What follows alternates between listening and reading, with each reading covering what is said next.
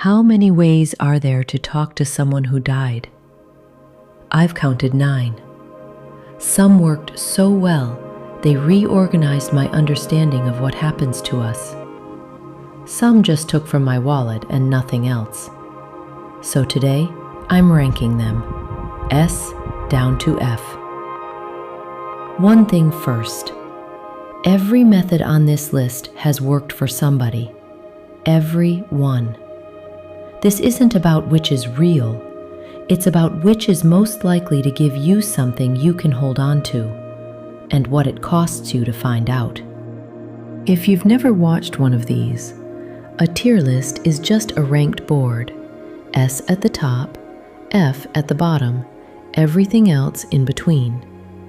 I'm ranking on 3 things. Access. Can you do it tonight, in bed, for free? Reliability. Does it work more often than it doesn't? And the aftertaste. How you feel the next morning. Let's start with signs and synchronicities. Cardinals. Feathers. Pennies. The song on the radio at the exact moment. I love signs, and I want that on the record because C tier is going to feel harsh, and it isn't meant to. Signs are extraordinary when they arrive. The problem is the space between them. Because once you decide the cardinal was a message, you start watching for cardinals. And when a week goes by without one, some quiet part of you starts wondering if they've stopped reaching for you. That's the cost. Signs put the timing entirely outside your hands. The people I know with the healthiest relationship to signs receive them as gifts rather than confirmations. They notice, they say thank you, they keep walking. They don't audit. C tier. Beautiful when it lands. Hard to build a practice on. Automatic writing. My personal favorite in this entire space. You sit with paper, ask your question, and write continuously without stopping to evaluate anything. No editing, no deciding whether it's really them. You keep the pen moving. Here's why I love it, especially for women who think a great deal, and I suspect that's most of you. Your analytical mind is fast, and it is loud, and it interrupts every subtle thing that tries to reach you. Automatic writing gives that part of you a job. It's busy operating the pen, and in that gap, something else comes through. Is it them, or a part of you that already knew? I've stopped needing to resolve that. What I know is the handwriting changes, the vocabulary changes, and what ends up on the page is often kinder than anything I'd say to myself. A tier. Free, repeatable, available tonight.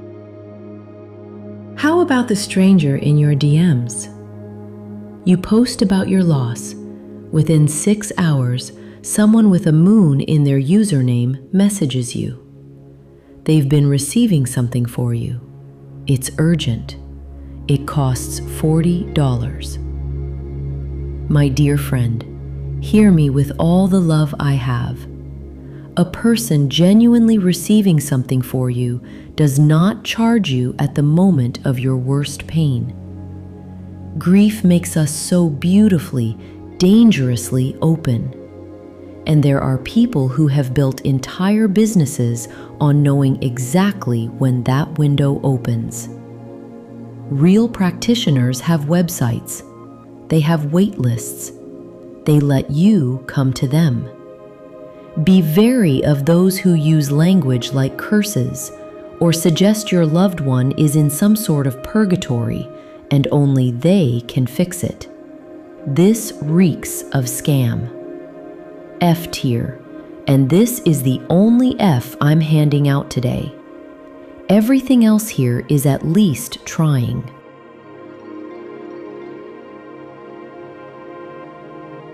Now moving on to asking for them to appear in a dream. The formal name for this is Dream Incubation, and I want to be precise about what it is, because there's a second dream method later on this list, and they are not the same thing. This one is the asking. You settle in for sleep, bring them to mind, and invite them clearly. I would love to see you tonight.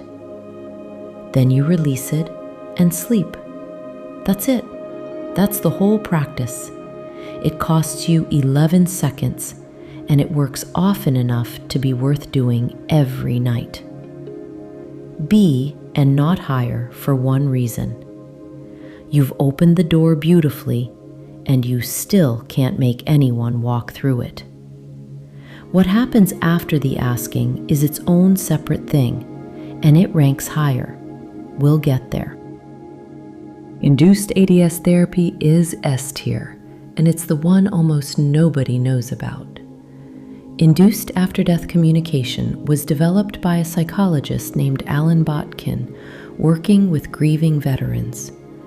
It uses a modified EMDR protocol, the eye movement therapy used for trauma. A striking number of participants report a full, vivid experience of contact with the person they lost. Careful and clear here. It's a therapeutic protocol done with a trained clinician, and it isn't universally accepted in mainstream psychology. What is well documented is the grief outcome. People come out lighter. I haven't done it. It's on my list, and I'll make a video when I do. This is the only method here where a trained professional is holding the room while you go looking. The Visitation Dream. Here's the other half of number 4. If incubation is the asking, this is the answering. And the difference between a visitation dream and an ordinary dream about someone is not subtle. Everyone who's had one knows immediately. Ordinary grief dreams are fragmented. The person is confused or unwell, or the dream keeps sliding into something else. A visitation is coherent. The person is well. There's often no dialogue at all, just a transfer of feeling, direct, like they handed it to you. And you wake up knowing it was different. You don't debate it. That certainty is the tell. A and not S because you can't schedule them. You can invite. That's number 4.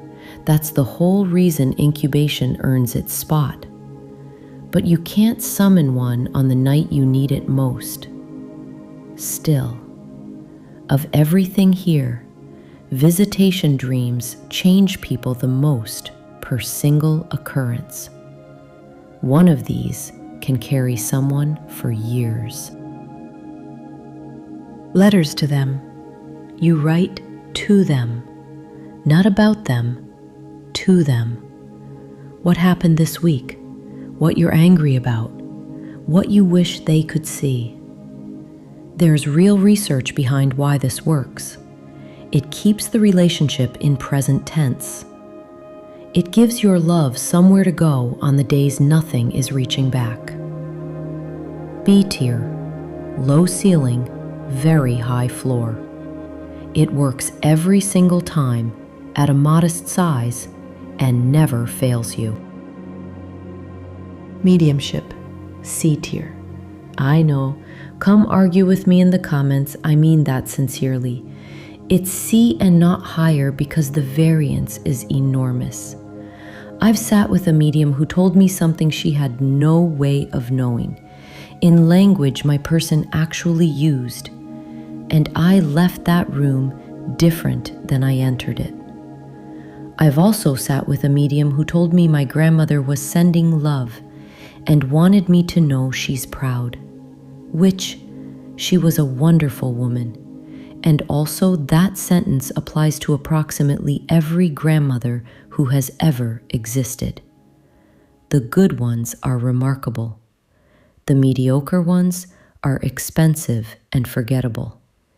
and you generally can't tell which you've got until you've paid. If you go, get a referral from someone you trust. Tell them as little as possible beforehand and record it. Things land differently on the third listen. C tier, high ceiling, very wide floor. Last one, my number one. Talking to them, out loud, in the car, in the kitchen, standing in the shower saying, I really wish you could see this. I know, it doesn't look like a method. No protocol, nothing to buy, no one to book. But it's available every second of your life.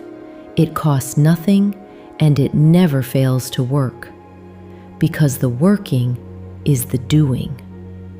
Whatever survives of a person, you're the one still carrying the relationship, keeping the language alive, keeping their opinions in the room, keeping their voice available to yourself.